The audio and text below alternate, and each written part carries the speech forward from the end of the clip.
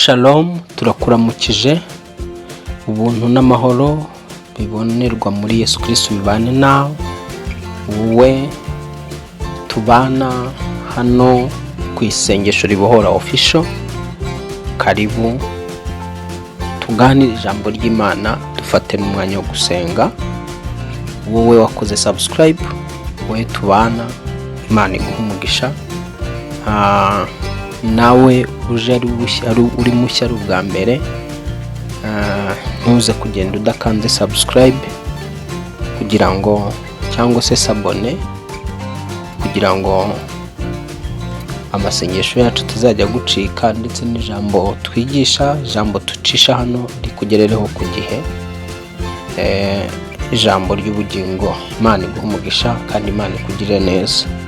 Reka rero dufate umwanya wo gusenga nk'ibisanzwe, turarika umwuka wera w'Imana abane natwe. Tutavuga ibyacu ahubwo umwuka wera atwigisha ibidufitiye umumaro. Yesu yaravuze ngo umwuka naza azababwira n'ibyo ntababwiye. Data, tuje imbere y'amaso yawe, ntabwo dushaka gusubira yuko twaje. Sengeye buri wese uje ku isengesho ribohora kuhumvira ijambo ry'Imana no kumvira ijambo wamuteguriye umunsi, ntasubire yuko yaje. Ntihagire mwami n'umwe uri bwumvira ijambo ngo asubireyo asoze uko yari ameze, ahubwo mu mwuka ukora ibitangaza mu bugingo bwe, ukora ibitangaza mu mwuka we, ukora ibitangaza mu bwenge bwe no mu mubiri we, mu izina rya Yesu Kristo wapfuye akazuka. Yesu Kristo, ngwino ufate akanwa kanjye, ngwino wambare ijwi ryanjye, ngwino wambare njye umwuka, maze uvugane n'ubugingo bwa buri wese buje hano kuri senga ubohoke mu izina rya Yesu. Buri bugingo buje ubugirire neza, ubuhezagire, ubuhe ubuzima. Ijambo rivuga yuko wazanywe no kugira ngo zibone ubuzima. Twoherereza ijambo riduha ubuzima, twoherereza ijambo rizana intsinzi, twoherereza ijambo rizana kumenya, ritwungura ubwenge, ritwungura gusobanukirwa. Umuririmbyi yararimbye ngo nuntunganyiriza ubwenge nzanezerwa, nzaguhimbaza. Twoherereza ijambo ridutunganya mu bwenge, rituma twunguka ubwenge buboneye mu izina rya Yesu Kristo. Urakoze mwami, mpinduke igikoresho cyawe mu izina rya Yesu. Nanjye ubw'iryo jambo uzanye rikora akazi muri nge, rikore n'akazi kuri buri wese mwami, ntirisubire uko rije. Waravuze ngo ijambo ryawe nurituma rizasohoza icyo waritumye. Ohereza ijambo risoza umugambi wawe ku muntu uje hano kuri sengubo ku isengesho ribohora official.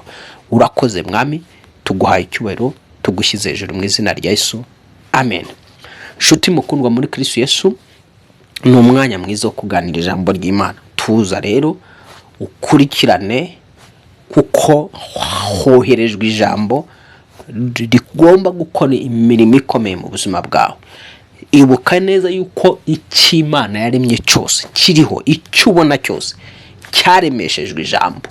Ibigaragara byose byavuye mu bitagaragara, bivuye mu mwuka witwa ijambo. Imana yaravugaga ngo habeho, ikohereza ijambo rivuga ngo habeho umucyo. Ako kanya icyo cyitwa umucyo kikabaho. So nuvuga ngo rero Imana kano kanya hari ijambo yohereje rije kuri wowe no ku bwanjye kugira ngo ribohore ubuzima bwawe. Aka kanya rero tugiye kuvuga iki? Murabizi twebwe hano ni uguhishura, ni ukwigisha. Mwuka wera twigisha akaduhishurira ibihishwe byimbitse. Tugiye kugaragaza uko ibibazo bicurirwa ikuzimu bikoherezwa ku mwana w'umuntu. Muri uko rero tugiye kugaragaza ukuntu ibibazo ibi bikomeye cyane bitegurwa ikuzimu, biyamara gutegurwa ikuzimu kugira ngo babisoze ku isi, bikaba ngombwa ko bitishwa ku cyitwa umuntu wambaye umubiri. Icyo nicyo tugiye gusobanura. Hanyuma turaza gufata umwanya wo gusenga, ndetse n'ejo tuzabigarukaho. Imana nitugirira ubuntu ikaduha umwanya. Tumaze iminsi tubura umwanya wo kugira ngo tuze tuganire namwe ariko ubuntu bw'Imana ejo nibudufasha tuzongera tubisobanureho. Tugiye kugaragaza rero ukuntu mu mwuka hacurwa ibibazo bigakurwa mu mwuka bikazana mu bikorwa bigashyirwa ku buzima bw'abantu. Noneho turaza no kugaragaza isengesho rigomba gusengwa kugira ngo riboroke cyangwa risubize ibyo bibazo aho byavuye. Isengesho ribasha gusubiza ikibazo aho cyakomotse naho cyaturutse mu izina rya Yesu. Imana iguha umugisha rero. Reka dutangire dusoma ibyanditse byera, hanyuma nyuma yo gusoma ibyanditse byera turasobanura nyuma nkuko tubibabwiye. Reka twinjire mu ijambo ry'Imana. Ijambo ry'Imana, reka twinjire mu ijambo ry'Imana. Duhere hano muri Zaburi 129:4 handitswe ngo Uwiteka ni umukiranutsi yaciye ingoyi abanyabyaha bankizeho. Reka nongere nsubiremo ngo Uwiteka ni umukiranutsi yaciye ingoyi abanyabyaha bankizeho. Iyo ni Zaburi 129:4. Ariko hepfo akavuga ngo abanga Siyoni bose bakorwe n'isoni basubizwe inyuma, abanga wowe bakanga njyewe bakorwe n'isoni basubizwe inyuma mu izina rya Yesu Kristo. Abakwanga bose batakwifuriza ibyiza. Hano ikibazo cyari kiri kuri Siyoni. Niyo mpamvu Dawidi we mu isengesho rye yavugaga ngo abanga Siyoni bose bakorwe n'isoni basubizwe inyuma. Mu yandi magambo rero, vanaho Siyoni hano hakiri izina ryawe, maze waturuti abanyanga bakanga runaka uvuga amazina yawe, abanga justice basubizwe inyuma bakorwe n'isoni mu izina rya Yesu. Aha rero ijambo ritangira tureka ko ngo Uwiteka umukiranutsi yaciye ingoyi abanyabyaha bankizeho. Ingoyi ni ikibazo cyiza kigakomera kikaba ingutu ku buzima bw'umuntu, gucika ntibibe bigishoboka. Aho duherukira twasobanura ukuntu ikibazo mu mwuka gihinduka umunyururu, noneho umunyururu w'ibyuma, tukabona noneho igihe cyahindutse umunyururu kigera ku rwego rwo kukuremerera ukaba utakibasha kukikuraho no kukivanamo. Niko twarabisobanuye twifashishije ijambo nanone riri mu maganya ya Yeremiya, aho Yeremiya yavuze ngo yanditse avuga ngo ngo ikibazo, agaragaza ko ikibazo cye cyamuhindukiriye umunyururu uremereye. Tubona ko ikibazo gihinduka umunyururu, noneho umunyururu ukakuremerera mu mwuka. Rero ibibazo bihinduka umunyururu, ariko kandi mu mwuka ibibazo bihinduka ingoyi. Ya ngoyi ikakubaho ariko yaracuriwe hehe? Mu isi y'umwijima. Ariko kandi ahangaha tubonye yuko Dawidi atwigisha ngo Uwiteka yaciye ingoyi abanyabyaha bankizeho. Mu yandi magambo, hari ikibazo gishobora kuza mu buzima bwawe wagishyizweho n'abanyabyaha, wagishyizwemo n'abana b'umwijima. Iyo Bibiliya ivuga abanyabyaha, ni abatazi Imana, ni abatubaha Imana, ni abatumvira Imana, ni abagize imitima yakahebwe, imitima yabo iragenda irinangira, yuzura ubugome, yuzura ishyari. Umuntu arakubona kumva yakugirira nabi, watera intambwe imwe gato gusa akajiginywa, akumva ko icyo urimo uragenda, intambwe urimo uragenda utera uva ku rwego ujya ku rundi, akumva ari nkaho ari we wakayiteye, we bikamutera kumurya akagira ishyari. Hari abantu buriya ugendana nabo, bana nabo, ndetse bo mu mafamiye yawe ya bugufi bwawe, batanezezwa nuko ubuzima bwawe bwahinduka. Bashaka ko muguma mu cyiciro kimwe, muguma ku rwego rumwe, ku buryo uramutse utera utambwe rumwe. Hari abakobwa ushobora kugendana nabo, wowe uri umukobwa, batifuza ko niba batararongorwa nawe utarongorwa, niba batarakora uko nawe utabukora. Hari abo mukorana batifuza ko wazamuka ngo ubayobore umuyobozi wabo, utera intambwe kugira ngo ube hejuru yabo, ku buryo mu mwuka bashobora gukora igishoboka cyose kugira ngo bagushyire ku ngoyi. Iki rero nicyo uyu Dawidi yavugaga ngo Uwiteka yaciye ingoyi. Abo ni abanyabyaha, ngo yaciye ingoyi abanyabyaha banshyizeho. Uwiteka aciye ingoyi abanyabyaha bagushizeho mu izina rya Yesu Kristo risumba amazina yose. Uwiteka aciye ingoyi abana b'umwijima bagushizeho. Imana Data wa twese yikate mu izina rya Yesu. Reka rero dusome ijambo ry'Imana rigaragaza rero ko izi ngoyi zishobora guturuka n'ikuzimu. Zaburi 18 umurongo wa 6 handitswe ngo ingoyi z'ikuzimu zanteye hagati, ibigoyi by'urupfu byanteze imbere. Uyu ni Dawidi arimo arabitwigisha, arimo aratwereka ngo ingoyi z'ikuzimu. Kumbe ikuzimu hashobora guturuka ingoyi zikakuzenguruka. Nuvuga ngo ikibazo gishobora kuva ikuzimu bakakikuzengurukisha, bakakikubohesha kugira ngo gicike, bikaba imbaraga z'Imana zonyine. Kandi reka nongere mbisubiremo, hari ibibazo bifite imizi na kuzimu, inkomoko yabyo ari kuzimu. Umuntu aragufata akakujyana mu bapfumu kukurogesha. Umuntu aragufata akagira imigenzo, akorera imyenda yawe, akorera ubuzima bwawe, akorera amazina yawe, akakora imigenzo runaka. Muri iyo migenzo nta handi abagutanze ikuzimu. Hari abantu bazi ko ikuzimu ari ahantu runaka abantu bajya. Yego, birashoboka ko mu mwuka bahajya. Ni nkuko n'ubundi mu mwuka mu ijuru tujyayo mu mwuka, tutajyayo mu buryo bw'umubiri. Nikuzimu rero umwana w'umuntu abasha kujyayo mu buryo bw'umwuka, akakubohera ikuzimu mu mwuka. Ugasanga noneho kuzimu biterwa n'imyemerere y'umwana w'umuntu. Hari abantu bizerera mu myuka y'abapfuye, bakizerera mu mizimu. Noneho rero ntiwibwire ngo imizimu uwayizereyemo ntimukorera, iramukorera. Kuko iyo tuvuga imizimu egari Satani, bihwanye na Satani. Satani, imizimu ni ingabo za Satani akoresha hano mu isi, akazohereza gutera cyangwa kubuza abantu amahoro, kubabuza gushaka, kubabuza urubyaro, akaba yakubuza akazi, akaba yakubuza yani ubushize twigishe ku mwuka wo kuburirwa. Uwo muzimu ukazajya ukugendaho, wajya kugira ikintu wakagombye kubona, uwo muzimu gatuma ukibura. Nuvuga ngo rero ibyo bibazo biba bituruka bizamuwe n'ikuzimu. Niyo mpamvu rero uyu Dawidi yari yaramaze kubisobanukirwa, aravuga ngo ingoyi z'ikuzimu zantaye hagati.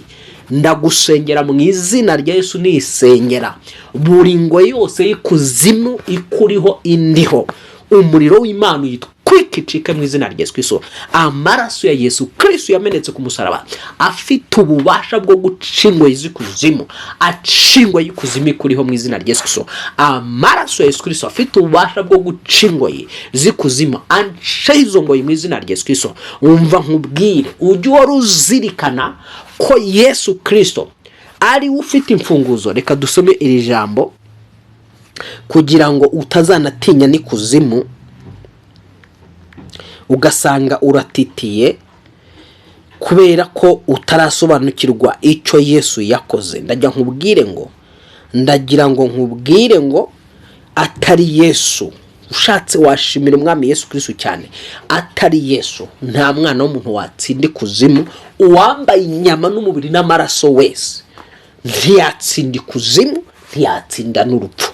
Uwambaye inyama n'amaraso wese udafite Kristo mu mutima we ntashobora gutsinda imizimu. Ntabwo yahagarana imbere y'umuzimu ni umunota umwe umuzimu waba wakurangije. Udafite Yesu Kristo, ishitani isogonda ryaba ryakomeze. Ni Yesu Kristo wenyine ni utinywa n'imizimu, agatinywa n'abadayimoni, agatinywa n'amajini, ibyo biremwa byaciriwe iteka. Noneho kuri twebwe abamwemeye tukizera izina rye, yaduhaye ubushobozi kuri ibyo biremwa, yaduhaye ububasha kuri ibyo, ku mizimu no ku majini. Yaravuze ngo dore nabonye Satani agwa mu ijuru ameze nk'umurabyo. Luka 10:18. Atariko mbahaye ubutware n'ubushobozi bwo kuzajya mukandagira inzoka na scorpion. Iyi jambo rivuga inzoka na scorpion, umva ibyo biremwa by'umwuka biri kuzimu, umva abadayimoni, umva imizimu. ababona kandi nta kintu kizagira icyo kibatwara rwose. Nuvuga ngo rero ntibivuze ko ubushobozi bwirukana imizimu, bwirukana abadayimoni buturuka mu maraso yacu no mu nyama zacu, bituruka muri Kristo Yesu wo twakiriye mu mitima yacu, uba mu mitima yacu, kuko uwo niwe wenyine. Umvira ijambo Ibyahishuwe igice cya mbere n'umurongo wa 18 kugira ngo nkomeze ngo kandi nduhoraho icyakora. Reka duhere ku murongo hano kugira ngo tumve icyo ngo turi kubona. Tugiye kureba Yohana ari mu mwuka ukuntu yaje kubona Yesu Kristo. Noneho wumve icyo atubwira ngo ku munsi w'umwami wacu nari ndi mu mwuka. Uwo ninde? Uwo ni Yohana arimo aratubwira w'Ibyahishuwe. Turi mu Byahishuwe igice cya mbere n'umurongo waho wa 10. Aratubwira ngo ku munsi w'umwami wacu nari ndi mu mwuka, inyuma yanjye numva ijwi rirenga nk'iry'imanda rivuga riti icyo ubona ucyandike mu gitabo ucyoherereza amatorero 7 ari muri Efeso ni Simuruna ni Peragamu ni Totira ni Sarudi ni Filadelfiya na Laodikiya. Nuko mpindukizwa no kureba ijwi ryavuganaga nanjye, mpindukiye mbona ibitereko by'amatabaza 7 by'izahabu, ngo kandi hagati y'ibyo bitereko n'amatabaza mbona usa n'umwana w'umuntu. Hano arimo aratwereka Yohana icyo yabonye. Abona ngo hagati y'ibitereko by'amatabaza abona usa n'umwana w'umuntu. Uyu usa n'umwana w'umuntu rero yabonye ni Yesu wari utangiye kumwereka. Ngo mbona usa n'umwana w'umuntu ngo yambaye igishura kandi yambaye umushumi w'izahabu mu gituza, ngo umutwe we n'umusatsi we byeraga nk'ubwoya bw'intama. Uwo ni Yesu Kristo yabonaga ngo umutwe n'umusatsi we byera nk'ubwoya bw'intama bwera, ngo cyangwa sherege, ngo mu maso ye yasaga n'ibirimi by'umuriro. Urumva ko mu maso ya Yesu ngo yasaga n'ibirimi by'umuriro, ngo ibirenge bye bisa n'umuringa n'umuteke utunganijwe n'umuriro wo mu ruganda, n'ijwi rye ryari rimeze nk'iry'amazi menshi asuma.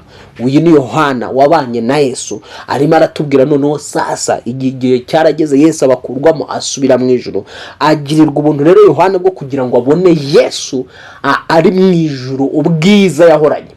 Ubwiza yahoranye. Ubyibuke Yesu mu gice cya 17 cya Yohana asenga isengesho avuga ngo data unsubize bwa bwiza nahoranye nkiri kumwe nawe ataraza ku isi. Aha rero Yohana yari yagira ubuntu bwo kwerekwa Yesu mu bwiza bwe uko yari ari imbere yuko yambara umubiri aza mu isi. None rero sasa arimo aratwereka ukuntu yamubonaga, ngo ibirenge bye bisa nk'umuringa n'umuteke utunganijwe n'umuriro wo mu ruganda, ijwi rye ryari rimeze nk'iry'amazi menshi asuma, ngo mu kuboko kw'iburyo yarafashe inyenyeri 7, mu kanwa ke havamo inkota ityaye ifite ubugi impande zombi, mu maso he hari hameze nk'izuba iyo rityaye. Urumva ko ngo yari afite n'inyenyeri 7, mu nyenyeri 7 zikomeye zikaze. Yesu amurikisha yanjye nawe amurikira yawe mu izina rye Yesu Kristo amazina yose. Ngo mubonye nyo mwikubita imbere nk'upfuye, anshyiraho ukuboko kw'iburyo arambwira ati witinya. N'umurongo nari ngendereye n'uyu rero, nuko nashatse kugira ngo mbe n'uyu twari tugendereye. Ngo mubonye nyo mwikubita imbere nk'upfuye, ubundi ukubitanye n'ubwiza bwa Yesu Kristo mu mwuka akakwiyereka uko ari, byanga bikunda urazabirana ukamera nk'upfuye. Noneho sasa ubonye Imana yo ntibishoboka yo wapfa burundu. Aha rero turabona ko uyu Yohana yabonye Yesu Kristo mu bwiza bwe ngo amera nk'upfuye. Noneho ngo akimera nk'upfuye kuko yamubonanaga ubwiza budasanzwe, ngo byabaye ngombwa ko Yesu aza akamushyiraho ukuboko kw'iburyo. Ukuboko kwa Yesu kushyizwe kuri Yohana. Yohana niho yazanzamutse agira imbaraga, ngo arambwira ngo witinya. None umva amagambo yamubwiye ngo nduwa mbere kandi nduwe imperuka. Bisobanura iki? Yesu niwe tangiriro ryo kubaho kwanjye ni nawe herezo ryo kubaho kwanjye. Bisobanura iki? Yesu niwe tangiriro ryo kubaho kwawe, ni nawe herezo ryo kubaho kwawe. Ntago wapfa Yesu atabishatse. Kubamukurikiye n'abamwemeye nta kindi rizakwica, nta muzimu uzakwica. Ndaguhanurira mu izina rya Yesu Kristo, wowe wakurikiye Yesu Kristo, nta muzimu uzakwica, nta jini rizakwica, nta murozi uzakwica mu izina rya Yesu Kristo. Abapangaga kukwica imburagihe bakoresheje bitega, bakoresheje amahembe, bakoresheje inkuba, abakora uburozi bwabo butandukanye, bagafuhera, bagatongera, bakavuma, ibindi bakabigutega, ibindi bakagerageza uburyo bwo kukuroga usinziriye mu nzozi, bakaza bakakujabura, bakakuvana mu mubiri wawe, ukibwira ngo urimo urarota, kumbe bagutwaye. Abo ntabwo bazaguheza mu izina rya Yesu, ntabwo bazaguherana. Abagutwara mu bitoto usinziriye bakakujyana ikuzimu, bakakujyana ku bicaniro byabo. Hari abantu ndi kumva mu mwuka, abarozi bajya baza bakabatwara, ukaryama ugasinzira, ukabuza ngo waryamye, ariko ari umubiri wawe waryamye, wowe w'imbere bagutwaye, bakujyanye ikuzimu, bakakugarura, ukagaruka mu mubiri utazi ko ikuzimu bagufashe, utazi ko ikuzimu bakuboshye, utazi ko ikuzimu bamaze kuguporogramamo ibyaha, utazi ko ikuzimu bamaze kuguporogramamo intege nke, utazi ko ikuzimu bamaze kukubibamo ibibi byinshi.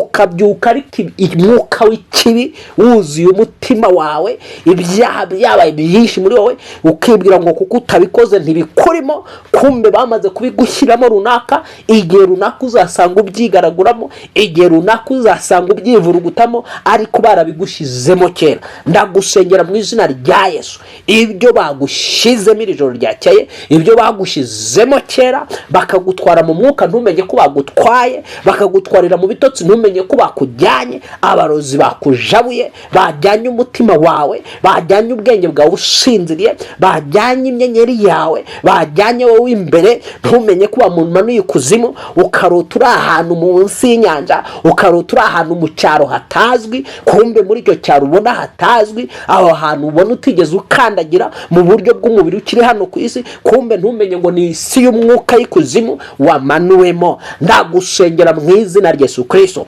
Yesu akuvana ikuzimu aho bakujyanye, mu izina rya Yesu Kristo. Vikuzimu mu izina rya Yesu Kristo, ibirenge byawe bive ikuzimu. Hari umuntu ujya wumva mu birenge bye bihora byokerwa cyane, akumva birokerwa, kumva ni nkaho hari umuriro waka mu birenge. Ndayakubwira ngo ibyo birenge, icyo ni igishushanyo kikwereka ko ikuzimu batwaye intambwe zabo, batwara ibirenge byawe mu buryo bwa kirozi. Ndarekura umuriro w'Imana kugira ngo ubohore ibirenge byawe mu izina rya Yesu wapfuye akazuka. Ndarekura umuriro w'Imana kugira ngo utwike ibyo bintu biri mu birenge byawe, utwike ibyo bintu biri mu birenge byawe. Hari ibintu wumva mu gatuza, hari ibintu wumva mu mugongo, hari ibintu wumva muri uwo mubiri wawe, menya ngo nta kindi kiba cyabaye. Mu isi y'umwuka hari umuntu ukujyana.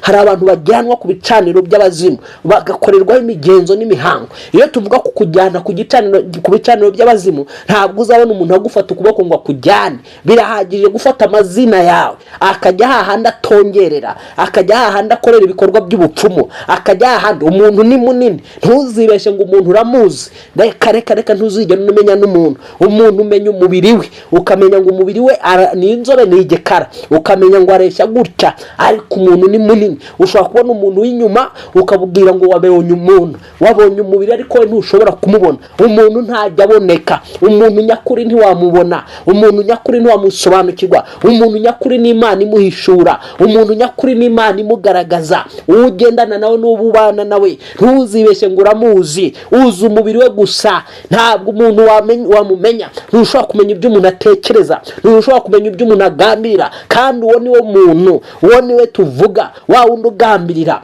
wa wundi utekereza, wa wundi wo nguwo, uwo niwe turavuga. Rero uwo mu buryo bw'umwuka rero ashobora kukureba akakwereka ko agukunze, ariko muri we afite ibindi atekereza, muri we afite iyindi misiyo imugenza, muri we afite ikindi kintu agambiriye, afite gahunda yo yagutumweho mu mutima w'abizi ko agomba kugutanga ikuzimu bakakwica, ko agomba gutuma udatera imbere.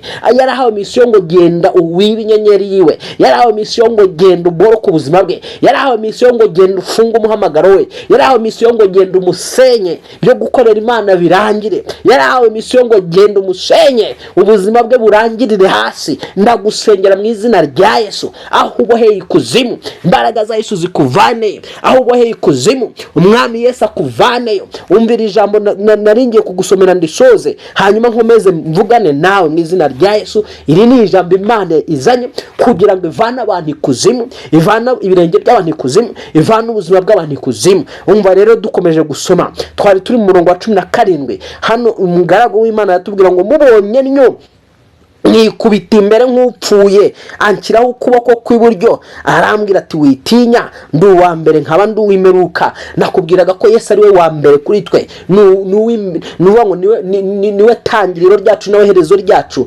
niwe imbere hacu nawe w'inyuma hacu. Arangosa imbere n'inyuma, arakugosa imbere n'inyuma. Iyo avuga ngo ndi uwa mbere nkaba ndi uw'imperuka,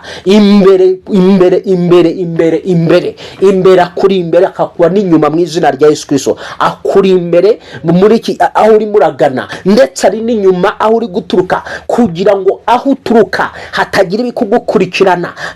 Ndagusengera mu izina rya Yesu, ibigukurikirana bituruka aho wakomotse, ibigukurikirana bituruka aho wavuye, iri inyuma iriya mu miryango, ibyo bituruka inyuma aho wavuye. Imbaraga z'Imana zibitwike.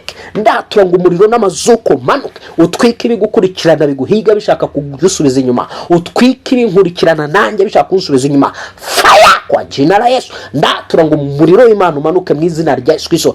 Umugaragu w'Imana umunsi umwe Eliya ahagaze mu mavuta ye, ari ku musozi ari gusenga. Ingabo zaroherejwe ngo zize zimufate, ziragenda zimugezeho. Mu gihe zari zigiye kuzumufata, ziramubwira ngo umuntu w'Imana, ngo mwami aravuze ngo aragushaka vayo. Nawe aravuga ngo niba ndi umuntu w'Imana, umuriro mu ijuru numanuka uvuba, umuriro w'Imana numanuka uvuye mu ijuru batwike. Ngo ako kanya umuriro umanuka uvuye mu ijuru utwika izo ngabo 50. Ndagusengera kugira ngo abo bazimu baza kugutora, abo bazimu utabona mu isi y'umwuka, abanza aho babohereje, abo batumwe kuri nge, aba bagutumweho, ndagusengera nisengera umuriro w'Imana numanuka batwike. Tesekiria holia muri wo mwijuru numanuka bakongore mu izina rya Yesu Kristo. Niba turi abana b'Imana, niba ndi umuntu w'Imana, haba umwana w'Imana, haba narahamagara n'umwami Yesu Kristo, nanjye nkaba naritabiriye umuhamagaro we. Ndategetse ngo umuriro w'Imana numanuke utwika izo ngabo zije kugufata, nutwika abo bazimu, nutwika ayo majini, nutwika iyo myuka mibi, myuka kugendera mu njangwe, izi wawe mu njangwe, izi wawe mu budusimba, izi wawe mu buryo bw'abantu, mu mbaraga y'amaraso Yesu Kristo. Ndatura ngo umuriro umanuke utwika izo ngabo mu izina rya Yesu Kristo, zari zije kugufata mu mbaraga z'umwuka wera. Reka rero dukomeze dusome ngo kandi hano none umurongo wa 18, hano Yesu arasobanura ngo kandi nduhoraho, icyakora nari narapfuye ariko none mporaho iteka ryose, ngo kandi mfite imfunguzo z'urupfu n'ikuzimu. Wumvise iby'iri jambo ngo kandi mfite imfunguzo z'urupfu n'ikuzimu. Uyu Yesu Kristo afite imfunguzo z'urupfu n'ikuzimu. Twavuze yuko rero tudafite gutinya urupfu, ntidufite no gutinya ikuzimu, dufite Yesu Kristo watsinze urupfu, akaba niwe ufite imfunguzo z'urupfu. Kumbe rupfu yara urupfu mbere uwo tusomye witwa rupfu yari afite imfunguzo zatumaga abasha gufata abantu. Ntabwo wagira imfunguzo udafite inzu cyangwa ahantu runaka izo mfunguzo zigomba gufungura. Noneho Yesu avuga ngo nijye ufite imfunguzo z'urupfu. Ni ukuvuga ngo urupfu mbere rwari rufite imfunguzo, ku buryo iyo rwatwaraga abantu kubagarura bitashobokaga. Kuzimu nayo ifite imfunguzo, aho ifata abantu ikababika mu buryo bw'umwuka. Noneho rero sasa Yesu ikuzimu yahambuye imfunguzo, n'urupfu ahambura imfunguzo. Niyo mpamvu rero iri jambo twavuze ngo ingoyi z'urupfu, ubwo tugarutse muri Zaburi ya 18:5, ngo ingoyi z'urupfu zarangose, imyuzure yo kurimbuka yanteye ubwoba. None umurongo wa 6 ngo ingoyi z'ikuzimu zanteye hagati, ibigoyi by'urupfu byanteze imbere. mubyibuke ko twasobanuraga izi ngoyi bivugwa ni ibibazo biza bikazenguruka ubuzima bw'umuntu, ni ibibazo biza bikazenguruka ubuzima bw'umuntu. Ahangaha ni Dawidi kiriya gihe arimo aragenzwa n'umugabo ukomeye witwaga Sawuli ashaka kumwica, amushakisha ku manywa na nijoro, akaba yahungiye ahangaha, yavuye ahangaha izo ngabo zimugenza. Ubwo kandi uko agenda ahunga Dawidi kugira ngo atamwicira ubuzima, urumva kamemu n'imibereho, inzara yabaga imuriho, ubwoba ari bwinshi, atazi ko ari buramuke, yaramuka akumva yuko atari bwire, kuko yahigwaga hasi no hejuru, bamuhigiraga hasi no hejuru. Noneho mu mwuka we agiye mu mwuka, Dawidi abona ko hari ingoyi z'urupfu zamutaye hagati, zamushyize hagati. Noneho ngo akabona n'izikuzimu zose zimugose. Niko kureba ibintu mu mwuka. Rero ndagira nkubwire ngo ibyo bibazo ubona birebere mu mwuka, wibirebera mu mubiri. Monsheri nubirebera mu mubiri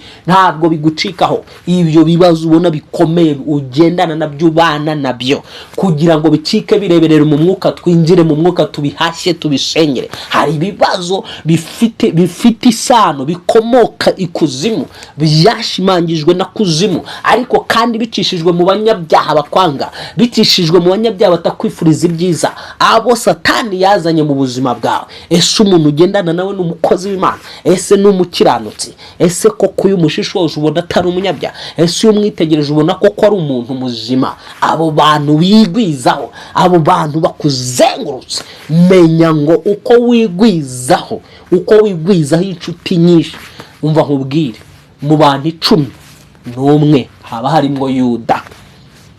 Mu bigishwa ba Yesu mu 10 harimo Yuda. Ni ihame. Nuvuga ngo niba ufite abantu 10 ugendana nabo, muri abo 10 menya ngo harimo Yuda wagutumyeho. Niba ufite 20 menya ngo harimo ba Yuda 2. Niba ufite 30 menya ngo ba Yuda bakomeze babaye benshi, baba 3. Niba ufite 100 ubwo nawe ugenda ubara, kuko ihame mu mwuka mu bantu 10 hagomba kuba harimo Yuda wawe. Genzura rero abakugose barakijijwe, bemera umwami Yesu, cyangwa ugendana n'abayuda sha. Yuda yasangiraga na Yesu, bagaseka bakaganira mu Monsheri, bumva yari mu byara we, ariko uwo niwe waje kugira gute? Kumutanga, amutanga, aramugambanira, amutanga. Mukundwa muri Kristo Yesu, abugendana nabo ni bande? Ntabwo nje kukubwira ngo wanjye abantu. Kunda abantu nk'uko itegeko rivuga yuko ugomba gukunda abantu, ukunda mugenzi wawe nk'uko wikunda, ariko kandi kunda abantu ukore ufite ubwenge bwose. Paulo yaravuze ngo nzasengesha umwuka kandi nzasengesha ubwenge, nzaririmbisha umwuka, nzaririmbisha ubwenge. Noneho mu yandi magambo, kunda ariko nanone habeho ubwenge. Ganira n'abantu, bane n'abantu, ariko nanone mu bwenge, ugira ijisho rireba. Umenye ngo niba hano umwanditse yavuga ngo ingoyi z'abanyabyaha, ngo Uwiteka yaciye ingoyi abanyabyaha bankizeho. Ntabwo ari Satani hano uvugwa wazanye no ngo ayishyire ku bantu. Oya, ni abantu bwabo baje bashyira ingoyi. Wibwire ngo ni umuntu uzaza akagushyiraho ingoyi Monsheri, akayigushyiraho, akagenda ugasanga aragukageye neza, arakuborotse. Iyo ngo yicike mu izina rya Yesu. Ahangaha rero arakomeza tubwira ngo ingoyi z'ikuzimu zanteye hagati, ibigoyi by'urupfu byantanze imbere. None Dawidi yararebaga imbere aho arimo aragana, imbere nahabona akabona hari urupfu, ahabona akabona hari urupfu, kuko uyu mugabo Sawuli yabaga yamutangatanze, yashyizeho maneko zose ziri kumushakishiriza hasi no hejuru. Noneho mu mwuka, ariko uyu muntu w'Imana yabibona akabona ntabwo ari ibintu bisanzwe, ni ibintu bivi kuzimu, ahubwo birimo biracishwa muri uwo mwana w'umuntu kugira ngo asoze umugambi wa kuzimu. Ndagusengera mu izina rya Yesu Kristo, uri mu buzima bwawe ugomba gusoza umugambi w'ikuzimu, mukaba mugendana ari we wategetse kugira ngo azuzuze umugambi wa kuzimu ku buzima bwawe. Imbaraga z'Imana zimuhagarika hakiri kare. Tesekiria holia, ndatura ngo imbaraga z'Imana zihindura ibintu mu izina rya Yesu Kristo, zihindura ibintu. Ndagiye gusengana nawe isengesho rigufi, nta mpamvu yo gukomeza, tuzakomeza ejo. Imana ishimwe kubw'inyigisho, tuzayikomeza ejo. ubwo no kuvuga ngo uhere ubuntu bw'Imana, ariko ubuntu bw'Imana nibudufasha nibudushigikira. Tujya tubabwira ngo mudutere inkunga kugira ngo ibi biganiro bikomeze. Hari igihe biba byanze rero ko tubikomeza, dukeneye amaboko yanyu kugira ngo tukomeze kubagezaho ijambo ry'Imana. Natwe dukeneye abadufata mu maboko. Byibuka Mose umunsi umwe byabaga ngombwa ko bamufata amaboko mu gihe cy'intambara z'Abamediyani. Bari guhanga n'Abamediyani, bamufata amaboko ngo amaboko ye yamanuka bagatsindwa, bayazamura bagatsinda. Shuti mukundwa, rero natwe tuba dukeneye abadufata amaboko, abantu badushyigikira mu buryo bwose, byaba ari kudushyigikira mu buryo bwo kudusengera cyangwa se kudushyigikira mu buryo bw'ibifatika. Iyo dukora uyu murimo, Satani nk'ibi tuba twigisha ntabwo atworohera, ntabwo yifuza ibintu dushyira hanze, aya mabanga ye dushyira hanze, ibintu dushyira hanze, duhura n'intambara. Dukeneye rero ubu namwe support y'amasengesho yanyu, mukazajya mudusengera. Kabiri, dukeneye na support bifatika kugira ngo ibiganiro bikomeze. Imana rero ibahe umugisha. Rero tugiye gusenga, tuzakomeza ejo umwuka wera na tugirira ubuntu, tukabona umwanya. Tuzakomeza ejo kuri iki cyigisho mu izina rya Yesu. Ntucikwe rero n'inyigisho, kuko n'inyigisho ngari ndende igaragaza ukuntu ikuzimu bashobora kugushyiraho ingoyi, kandi bamwe muri twebwe hano mu batuye mu isi nta bibazo bishobora kuza ku buzima bwa bitavuye aho ngaho ikuzimu. Tuzakomeza gusobanura ibintu, noneho dufata umwanya wo gusenga cyane kugira ngo ibi bibazo bisubiraho byavuye mu izina rya Yesu. Ikibazo kikuriho indwara umaranye igihe yahindutse ingoyi, umenye ngo ni yaragiye mu mwuka ihinduka ingoyi. Birasaba imbaraga z'Imana zidasanzwe zigomba kumanuka iyo mu isi y'umwuka, zigakura ubuzima bwawe mu buryo bw'umwuka ikuzimu, zigakura umubiri wawe kuzimu kabohoka mu izina rya Yesu mu buryo bw'umubiri, ugatunga umubiri wawe ari muzima. Umubiri wawe bawuboheye ikuzimu, bawuzirikisha indwara zikaze. Niyo mpamvu uzihata izo ndwara, uziha ibinini ntibikunde. Niyo mpamvu ukora ibishoboka byose ntibiveho, kuko ni ibintu bifite ikomoka ikuzimu, byacuzwe n'ibiremwa by'umwuka. Umuntu yaragupangiye akujyana mu bapfumu, akora ibyo akora, aragira gutyo arakurogesha. Akurogesheje ujye tuvuga kuroga, ujye umenya ngo kuzimu kugira ngo ikore hano ku isi biyisaba uburozi. Satani kugira ngo akore hano mu isi bimusaba uburozi. Nta burozi, nta badayimoni baba bari hano mu isi. Niyo mpamvu mu ijambo ryayo Imana yari yaravuze ngo umurozikazi n'umushitsikazi ntimukamurekabeho, ntakabeho. Imana mu gihe cy'Abisirayeli yavuze ko abantu bagomba kwicwa, kuko n'abantu basoza umugambi wa Satani hano mu isi, cyangwa se ku buzima bakaba basoza umugambi wa Satani ku buzima bwawe cyangwa ku buzima bw'undi. Ariko nge nawe imigambi yabo ntizahama mu izina rya Yesu. Handitse ko imigambi yabo itazahama ndetse itazuzura, ahubwo uko Uwiteka yabitekereje kuri nge nawe ariko bigomba kuba mu izina rya Yesu. Reka rero dusengere muri iryo jambo, hanyuma tuzakomeza ejo. Tuzakomeza ejo. Reka dusengere muri iryo jambo, reka turisome ngo kuko imigambi yabo itazahama. Niryo jambo tugiye gusengeramo, hanyuma dusoze. Tuzakomeze ejo, kuko akaryoha ntigatinda mu itama, akaryoshye ntabwo gatinda mu itama. Ngo kuko imigambi yabo itazahama, niko iryo jambo rivuga. Ngo kuko imigambi yabo itazahama, ahubwo uko Uwiteka bitekereje niko bizaba. Ndekurishaka, ndumva mfashijwe muri aya masaha. Ese wowe urafashijwe? Wumvise ko uwo twizeye ari ufite imfunguzo z'urupfu n'ikuzimu? Nasobanuraga rero mvuga yuko utagomba gutinya, kuko twizeye umugabo ufite imfunguzo z'urupfu n'ikuzimu.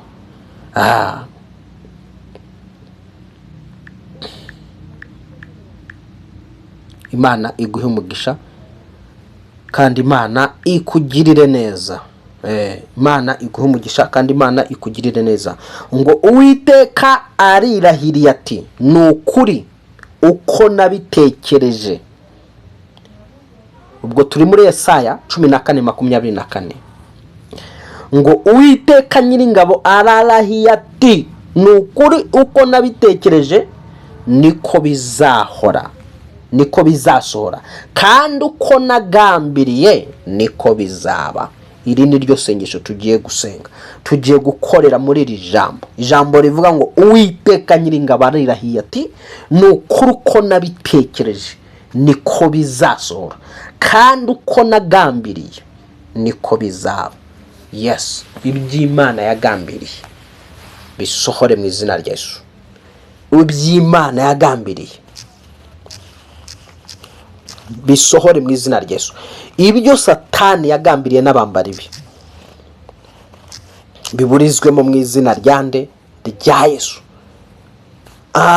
Esaya 7:7 haho hakavuga ngo ariko Uwiteka Imana iravuze ngo imigambi yabo ntizahama kandi ntizasohora. Praise the Lord. Sema ngo amen.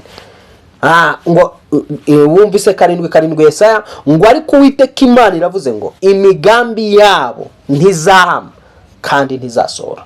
Imigambi ufitiwe nabo bagizi ba nabi, imigambi ufitiwe n'abakozi ba Satani, umugambi ufitiwe Nikuzimu, imigambi ufitiwe n'abakwanga. Uwiteka aravugana nawe ngo ntabwo izahama.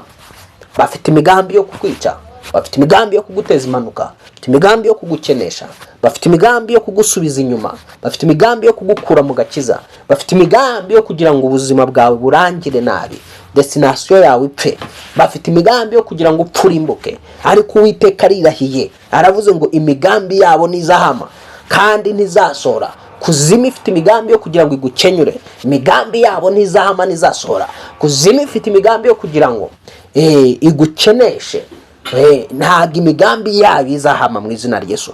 Ijambo riravuze ngo ariko Uwiteka Imana iravuze ngo imigambi yabo ntizahama kandi ntizasohora. Noneho hakavuga ngo Uwiteka Nyiringabo arirahiye ati nukuri uko nabitekereje niko bizasohora, kandi uko nagambiriye niko bizaba. Vuga uti mu izina rya Yesu usumba amazina yose. Mana ndagushimira yuko imigambi Kuzimu ifite, imigambi abarozi bafite, imigambi abanyanga bafite ntabwo izahama, ntabwo izasohora. Zopetesekera. Vuga uti mu izina rya Yesu buri migambi abana b'abantu bafitiye mibi, abarozi bafite, ikuzimu bafite, ntabwo izahama, ntabwo izasohora mu izina rya Yesu. Ndatura ngo Uwiteka arayigamburuje, Uwiteka agamburuje imigambi mibi ufitiwe, Uwiteka agamburuje indwara bashaka kuguteza, mahembe bashaka kuguteza, Uwiteka arayagamburuje. Ndagamburuza ibyo bihembe mu izina rya Yesu. Umugambi bigufiteho usenyuke, senyuka mugambi wa Kuzimu, senyuka mugambi wa Satani we, izina rya Yesu. Ndamanura amaraso Yesu Kristo gusenya umugambi Satani agufiteho, gusenya imigambi abarozi bagufiteho, gusenya imigambi Kuzimu igufiteho, izina rya Yesu. Kuko handitswe yuko Uwiteka Imana ivuze ko imigambi yanyu itazahama kuri uyu muntu ndetse itazanasohora. Aka kanya imigambi yose mwari mufite kuri uyu muntu, mwari mufite kuri uyu mukobwa, mwari mufite kuri uyu mugabo, mwari mufite kuri abantu baza ku isengesho ribohora, imigambi yanyu iburijwe yose mu izina rya Yesu isumba amazina yose. Ndatura ngo muri iki cyanditswe kivuga ngo Uwiteka arirahiye ati nukuri uko yabitekereje niko bizasohora. Ndatura ngo icyo Imana yagutekerejeho, icyo ari cyo kikubaho, icyo Imana yakugambiriyeho, icyo ari cyo gisohora mu izina rya Yesu. Ibyo abantu bapanze ku buzima bwawe byose bibi biburizwemo mu izina rya Yesu. Iby'ikuzimu yatekereje, iby'urupfu rwatekereje byose turabifunga mu izina rya Yesu. Ndatura ngo iby'urupfu rwatekereje kuri wowe, imbaraga z'Imana zibisenye mu izina rya Yesu. Iby'ikuzimu yapanze kuri wowe, imbaraga z'Imana zibisenye mu izina rya Yesu. Iby'abarozi n'abana kwanga bose bafite mu mitima yabo, bafite mu bitekerezo zabo, imbaraga z'Imana zibisenye mu izina rya Yesu. Ndi mu mwuka negeranyije ibitekerezo bibi byose bikurwanya, negeranyije ibitekerezo bibi byose bigufiteho umugambi mubisha, ndabinyonga mu izina rya Yesu, ndabifunga mu maraso Yesu Kristo. Urakoze mwami ko handitswe yuko ibyo tuzahambira mu isi no mu ijuru bizaba bihambiriwe katika jina la Yesu. Duhambira ibyo bitekerezo bibi byose bikurwanya, dukubira twise hasi mu izina rya Yesu Kristo. Tuzamuye ibitekerezo by'Imana kugira ngo aribyo bikuzura, aribyo bisohora ku buzima bwawe mu izina rya Yesu. Ibitekerezo by'Imana Data twese yandemye mwishe aribyo bisohoreraho gusa mu izina rya Yesu Kristo. Iby'ikuzimu yashyira mu muntu wari we wese kwa Jesus kugira ngo abensorezeho, ndabifunga ubuziraherezo, ubutazambona ukundi mu izina rya Yesu Kristo. Iby'ikuzimu yazamurika bishyira mu muntu ngo kugira ngo umuntu abigusorezeho, ndabifunga mu izina rya Yesu Kristo. Ntibizakugeraho ubuziraherezo. Habwa amahoro n'umugisha, habwa kugubwa neza, habwa gukomera mu izina rya Yesu Kristo, habwa kunesha mu izina rya Yesu Kristo, habwa ubuzima mu izina rya Yesu Kristo, habwa amahoro mu izina rya Yesu Kristo, habwa intsinzi ihoraho mu izina rya Yesu Kristo. Acira intsinzi yo muri Yesu Kristo, acira intsinzi yo muri Yesu Kristo. Iyi ntsinzi yo muri Yesu Kristo watsinze urupfu n'ikuzimu, akaba ari ufungira imfunguzo z'urupfu n'ikuzimu, nawe yacire mu izina rya Yesu, ugendere mu ntsinzi ya Yesu Kristo. Urakoze mwami Yesu, tugushimye ko duhaye kugendera mu ntsinzi yo muri Kristo Yesu. Hari abantu Imana ihaye kugendera mu ntsinzi y'umwami Yesu Kristo. Yesu aguhaye kugendera mu ntsinzi ye. Ntuzatsindwa n'ikuzimu, ntuzatsindwa n'urupfu, ntuzatsindwa n'abakozi ba Satani. Bazagutega imitego ariko Uwiteka yitegure mu bundi buryo. Bazapanga ariko Uwiteka apangurura imigambi yabo, kuko ijambo ryavuze ko imigambi yabo itazahama ndetse itazasohora. Zamurira umwami wawe icyubahiro, umubwire ngo ndagushimiye ko imigambi y'abagizi ba nabi itazansoreraho. Zamurira Imana yawe icyubahiro aho wicaye, ubwire Imana uti Imana ndagushimiye ko bari bagambiriye ko ngomba kwicwa n'ihembe rikansatura agatuza, ntabwo rikigusatuye agatuza mu izina rya Yesu Kristo. Bari bagambiriye yuko ugomba kumugara, ntukimugaye mu izina rya Yesu Kristo. Bari bagambiriye yuko ukena ukabura icyo kurya n'icyo kunywa ugasabiriza, ntuzasabiriza mu izina rya Yesu Kristo. Umwanditsi yaravuze ngo Uwiteka niwe mwungeri wanjye sinzakena. Dukubise hasi ubukene bwose bwazaga bugusatira, turabufunga mu izina rya Yesu Kristo. Ubukene bwa byose tubwirukanye ku buzima bwawe, ubwoherezwaga na kuzimu turabufunga mu izina rya Yesu Kristo. Ibyaha byose byazaga bikwisukaho turabiborotse mu izina rya Yesu Kristo. Tinya icyaha kandi ugihungire kure, wambara imbaraga z'umwuka wera katika jina la Yesu. Acira kwakira imbaraga z'umwuka wera, acira kwakira imbaraga zitinya icyaha kandi zikanesha icyaha, kuko kuzimu ibyaha iyo byakwizingeho ntabwo wayitsinda. Ariko Imana ishimwe ku bwa Yesu Kristo utweza ibyo byaha akabituvanaho. Yesu agukuyeho ibyaha byawe, Yesu atumye uzinuka iyo nzoga yakunaniye, Yesu atumye uzinukwa ureko ayo mahane n'uwo mujinya, Yesu atumye uhinduka urahindutse, araguhinduye kugira ngo kuzimu itakugiraho ububasha. Kuzimu aku bantu badacika ku byaha ntabwo igibacikaho, ariko kugira ngo gucikaho Yesu aguciye kuri izo kamere zawe zakunaniye. Muzamurira icyubahiro umubwire ngo urakoze ko nciye kuri kamere nazo zari zarananiye. Yesu nushimwe ko hari abantu uciyeho kamere, hari abantu kase iminyururu imeze nka kamere, wa Jesus za kamere z'iminyururu zose nazo ziracitse kugira ngo abantu bawe Yesu babone amahoro, abantu bawe Yesu babone intsinzi. Habwa umugisha n'Imana. Dushoreje hano, tuzakomeza ejo Yesu natugirira ubuntu, natatugira ubuntu tuzakomeza umunsi ukurikiye. Yesu akugirire neza. Wari kumwe na Pastor Justus. Ntugende udakanze subscribe, ntugende udakanze subscribe cyangwa se sabone. Niba warabikoze bikorwa rimwe, icyo usabwa gusa ni ugukora share ugasangiza abantu bagenzi bawe, ukakuyi link ukayihereza abantu bawe, inshuti zawe mu bana muri WhatsApp cyangwa ugapostinga kuri status inyigisho nk'iyi, kugira ngo dukomeze ubwo butumwa bwiza bukomeze gukwirakwizwa hirya no hino, abantu bafashwe, abantu basubizwemo intege, abantu bakomere, abantu bamenye Imana, abantu bahungire kuri Kristo Yesu. Imana igumugisha aho rero ubikora.